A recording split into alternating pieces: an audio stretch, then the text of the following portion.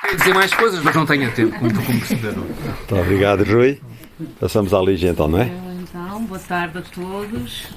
Em primeiro lugar, queria agradecer muito o convite ao Augusto Santos Silva para estar aqui. É um privilégio poder ler em primeira mão este livro. Devo também dizer, vou fazer um elogio ao Augusto, porque aqui o Rui já o fez, mas devo dizer que o Augusto sempre foi uma referência, desde os primeiros momentos em que cursei o curso de licenciatura em Sociologia da Faculdade de Letras da Universidade do Porto, porque o Augusto é uma referência na Sociologia, para além de ser alguém muito ativo politicamente, como já foi referido, e especialmente para quem se dedica à Sociologia da Cultura, que é o meu caso também. Portanto, estas duas coisas, o facto do Augusto ser uma referência para mim, enquanto estudante e socióloga, mas também por ser uma pessoa tão destacada na nossa sociedade, pela sua atividade política, colocou aqui um peso bastante grande nesta minha tarefa. Eu queria deixar de dizer. Queria dizer também que quando recebi o convite fiquei a pensar porque é que me estaria a fazer este convite, ainda por cima sendo eu uma jovem socióloga, jovem mais ou menos, não é? Nascida depois do 25 de Abril, mas depois quando comecei a ler o livro percebi, de facto, que o Augusto talvez gostasse de ter o feedback de um fruto fresco desse período que analisa, não é? Porque, de facto, eu nasci no período analisado no livro, que é precisamente 1974 a 1982. Eu nasci ali no finzinho, 1981, e vou tentar, a partir desta minha experiência, para mim foi também biograficamente muito interessante olhar para este período através do cinema, da literatura, como o Rui já falou, e de me repensar a mim, repensar a sociedade portuguesa a partir desta experiência como socióloga. Então, tentando não ser spoiler e tentando seguir aqui as minhas notas para não me exceder demasiado, eu acho que o livro é de leitura obrigatória, portanto não devemos revelar tudo o que o livro nos traz. É de leitura obrigatória para os artistas, é de leitura obrigatória para os intelectuais em geral, para os cientistas sociais, e em particular os sociólogos da cultura, mas não só. Mas eu acho que é um livro de leitura obrigatória também para o público em geral. Portanto, é um livro muito acessível a atores e grupos da nossa sociedade, e que deve se tornar uma espécie de mais um manual sobre a Revolução e como ela vem, acima de tudo, e aqui vou dar um pouco a minha perspectiva, a minha leitura, vem abrir novas formas de conhecimento, não é? Que acho que é uma ideia que está muito presente ao longo do livro, e como as artes e a cultura são formas de conhecimento para as quais temos que olhar de modo muito sério, não é? E como é através dela temos que ler a Revolução, e vou ler aqui também umas palavras do próprio autor, que acho que é sempre simpático lermos o próprio livro, em que o Augusto diz precisamente: sem olhar para as suas imagens é muito difícil entender a Revolução dos Cravos. Digo imagens no sentido mais geral do termo: histórias e narrativas, descrições e retratos, iconografias e representações, coisas escritas, ditas, mostradas, encenadas ou erguidas, que recorrendo a símbolos figuram, alteram, ficcionam, exprimem, interpretam e avaliam os múltiplos abalos que uma revolução provoca e os vários e desencontrados caminhos que desvenda. Símbolos instituindo uma mediação criativa, cultural, artística, arte literária, na acessão que em 1975 Alberto Pimenta sugeria. E por aí, intervindo autónoma e diversamente do discurso ideológico e político propriamente dito. Esse é o primeiro ponto fundamental para perceber o lugar que se atribui aqui às imagens. Não são tomadas como efeitos da Revolução, nem sequer como seus indicadores ou testemunhos, ou reveladores, tal como na química, mas como partes, ingredientes específicos, incontornáveis elementos do seu curso, do envolvimento dos atores no seu curso e da representação social do seu curso. E por isso são também chaves para a sua interpretação, para nós agora, como para os seus contemporâneos, mas agora de outra maneira, com outra distância e recuo analítico. Acho que aqui nesta passagem fica bem clara esta perspectiva de que as artes e a cultura são formas de conhecimento, envolvem um debate cultural, que o Augusto vai explorando, para o qual temos que olhar para precisamente podermos revisitar o 25 de Abril, a Revolução e quem somos hoje, não é? Em termos identitários. Por outro lado, como o Rui também já referiu, o livro traz aqui, mostra como a Revolução trouxe novas vozes, não é? Novas formas de estar. O Rui falou aqui nos imigrantes, no povo das aldeias, não é? Mas eu acho que também, para além disso, traz aqui esta noção de que a liberdade não se traduz automaticamente numa pluralidade de vozes, não é? Ou seja, que é preciso que se dê uma relevância ao debate cultural para que as vozes sejam realmente ouvidas, não é? A Revolução revela essas vozes, mas nós vemos como há vozes, nomeadamente femininas, que contribuíram para a Revolução, que continuaram a contribuir ao longo dos últimos tempos, mas que elas estão, de certo modo, numa relativa invisibilidade, ou que até ultimamente temos assistido a algumas tentativas até de invisibilização por alguns setores da própria extrema-direita dessas vozes, não é? Portanto, acho que o livro também traz essas vozes dos imigrantes, das mulheres, das escritoras, aqui a Maria Velho da Costa no topo desta lista, mas muitas outras que o livro traz também com excertos de obras e demonstrando esse contributo, e acho que é também a singularidade do ensaio também passa muito por aí. Por outro lado, uma ideia que me foi ocorrendo ao longo da leitura tem a ver com não apenas a revolução que aconteceu, mas como é que nós vamos fazer consolidar, manter, perdurar esta revolução, não é? Como é que podemos colocar em jogo essas múltiplas vozes, como é que elas podem ouvir-se ativamente e como é que elas podem entrar em diálogo, não é? Principalmente quando nós temos disputas muito grandes em torno das noções de identidade nacional, trazidas por estes setores de extrema-direita, e que tendem precisamente a toldar ou a descredibilizar esse debate cultural, não é? Acho que o Rui também já falou um bocadinho sobre isso logo no início e acho que isso vai atravessando todo o livro e com vários exemplos precisamente das implicações que pode ter este toldar do debate cultural e a importância que esse debate tem. Por outro lado, e não podia deixar de falar, eu acho que o livro é um excelente contributo sociológico, propriamente dito.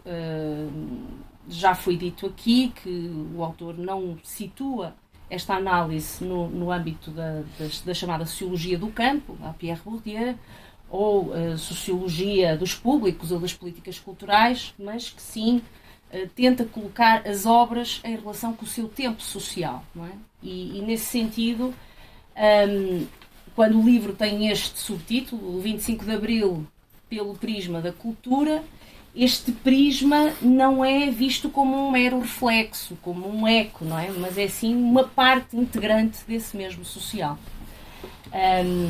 Por isso aqui o que é que nós encontramos? Encontramos como objeto sociológico obras artísticas de autores artistas, portanto, excertos de filmes, documentários, de romances, poemas, excertos de diários também, muito interessante esta abordagem que é feita aos diários de alguns escritores, havendo aqui uma escolha muito fundamentada de porque é que se vai trabalhar a literatura e o cinema e não outro tipo de formas artísticas como a performance ou música, etc. E o Augusto refere, a dada altura, que de facto a literatura tem sido muito marcante na sociedade portuguesa ao longo do tempo, desde o século XIX, e que a literatura tem permeado outras artes, outras formas de arte, e as implicações que ela tem tecido, ou que se tem tecido dela com, especialmente o cinema, que refere o cinema de arte e cinema de ensaio, são muito específicas e imediatas naquele contexto e, portanto, acaba por fazer este recorte da literatura e do cinema que faz todo sentido. Portanto, o que nós encontramos aqui é uma abordagem eminentemente sociológica que tenta penetrar no interior destas obras, que foram sistematicamente elencadas segundo estes critérios, portanto, tendo em conta o período temporal de 74, 82 e também os géneros que já referi, e que procuram, acima de tudo, entender como é que elas interpelaram, como é que elas representaram e como é que elas também fizeram a revolução. Esta foi muito a minha leitura, não é? portanto, a partir de uma análise sociológica que vai cruzando também história e este contributo singular das artes e da cultura, podermos entender a Revolução. Uma outra ideia que para mim foi surgindo ao longo da leitura é que de facto o livro mostra que a cultura e o seu poder, a sua centralidade, é fundamental hoje em dia, não é? Ou seja, por vezes tendemos a ouvir estes discursos que a cultura é um enfeite, é um adorno, é um complemento, não é? É algo que é acessório. E o livro acho que dignifica muito o papel da cultura na Revolução, no 25 de Abril, mas também naquilo que é a nossa reflexão identitária no plano coletivo, ao longo do tempo, não é? Na nossa história. Portanto, recusa determinantemente que a cultura ou as artes são uma espécie de ilustração da Revolução, que as artes vieram ilustrar aquilo que aconteceu no 25 de Abril. Não, a arte e a cultura fizeram parte desse processo. São, digamos, sujeitos ativos, não é? dessa Revolução. E, portanto, do meu ponto de vista, o livro é um convite a reler Abril, olhando acima de tudo para a Revolução como uma experiência de conhecimento, que nos ensina, de certo modo, a observar-nos, a olhar-nos a nós próprios, a observar a sociedade, a questionar a nossa identidade nacional e também olhar para a transformação social que temos assistido nos últimos tempos. E também como esse conhecimento é fundamental, pois é através da cultura e das artes que vamos conseguir resistir, e isso ficou muito presente na minha mente, é através da cultura e das artes que podemos resistir a interpretações unilaterais da identidade nacional. Acho que isto é uma ideia muito forte do livro. E a Revolução traz muito aquela questão do quem somos ou o que é que queremos ser, não é? E o livro mostra como a literatura, como o cinema contribuirá ativamente para responder essa pergunta, não é? Do quem somos ou do que queremos ser, e como é que estas formas artísticas continuam a contribuir e podem contribuir para fazer valer os valores de Abril até hoje. Também algo que deixa muito claro e que eu acho que é um excelente contributo, nomeadamente um sociólogo da cultura, olhar para o papel dos intelectuais e como eles se manifestaram a favor, não é, da Revolução e foram protagonistas também da construção democrática da nossa sociedade, e como eles foram também protagonistas desta reflexão identitária e de uma construção do nós plural, do nós que é diverso. Nós, sociedade portuguesa, somos um nós que é crítico, que é diverso, e portanto, ensinaram-nos e continuaram a ensinar-nos ao longo do tempo que a identidade nacional, como já referi, não é monolítica, é feita de diversidade, é feita de conflitos, é feita de debate, e esse debate é absolutamente essencial, cada vez mais e mais do que nunca, não é? Atualmente. Portanto, a Revolução, e no livro fica claro também, não se reduz ao dia 25 de Abril, apesar, obviamente, do poder simbólico que esse dia tem, que é importantíssimo, mas o livro mostra como a Revolução é um processo que começa com o debate cultural anterior ao dia 25 de Abril, que continua neste período que é mais sistematicamente analisado, não é? de 1974 até 1982, mas que continua, de certo modo, até aos dias de hoje. Não é? Como é que nós vamos olhar para os valores de Abril e o que é que eles significam hoje em dia? Não é? O livro também interpela muito a pensar e nos desafia muito a pensar novas formas de liberdade, novas formas de cidadania e pensar em nós próprios nos dias que correm. A cultura surge, como já disse, como um conhecimento aplicado, que olha por todas estas questões da identidade nacional, dos valores, a memória socio-histórica, e é na cultura que nós podemos, acima de tudo, encontrar as tais ferramentas que nos permitem resistir à manipulação da história e também a uma instrumentalização da identidade que, como todos sabem, temos vindo a assistir nos últimos tempos. Portanto, o livro mostra que a liberdade e a identidade são práticas, e acho que esta ideia também está sempre presente ao longo do ensaio.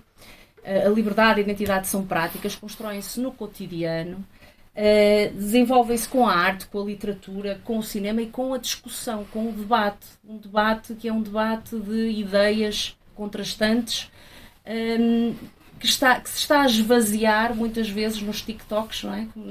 Como se tem dito, em pequenas performances clubísticas, e não num verdadeiro debate de ideias, um debate intelectual no qual os artistas, os intelectuais, devem estar no centro, como estiveram também neste período. Não é? Eu acho que essa ideia também fica muito clara para mim, ou é uma ideia que me surge muito também a partir da leitura do livro. Portanto, depois de ler o livro, fiquei a pensar, hoje mais do que nunca, temos que recuperar o debate cultural, temos que valorizar o conhecimento que as artes e a cultura produzem, temos que ouvir todas as vozes, portanto, incluindo aquelas vozes que estão invisíveis ou que são invisibilizadas ou que se pretendem invisibilizar, não é? Incluindo as dos autores, das autoras em particular, que eu já referi que o livro também destaca. E, portanto, só este caminho nos poderá ajudar realmente a resistir às tentativas de definição da nossa identidade, da identidade coletiva, da nossa identidade nacional, de forma reducionista, autoritária e exclusiva. Portanto, para mim, depois de ler o livro, fiquei a pensar que Abril continua na cultura, continua nas artes, como um espaço de liberdade, como um espaço de crítica, como um espaço de disputa, de criatividade e de construção, naturalmente, da nossa própria identidade. Mas Abril também continua na sociologia e nas ciências sociais e humanas. Continua precisamente nas ciências sociais e humanas porque é a partir delas que continuamos a produzir conhecimento sobre o que significa a liberdade, sobre o que significou, sobre o que significou também aquilo que é identidade, o que significa o debate cultural, que é analisado também aqui, não é? Pelo Augusto, a partir de uma perspectiva científica. Portanto, este livro mostra simultaneamente como a cultura, para mim, como a cultura, as artes e as ciências sociais e humanas são o coração do 25 de Abril, são também o coração da Revolução e da democracia, e que por isso mesmo devemos cuidar delas, e agradeço muito ao Augusto pelo seu valioso contributo nesse cuidado. Obrigada.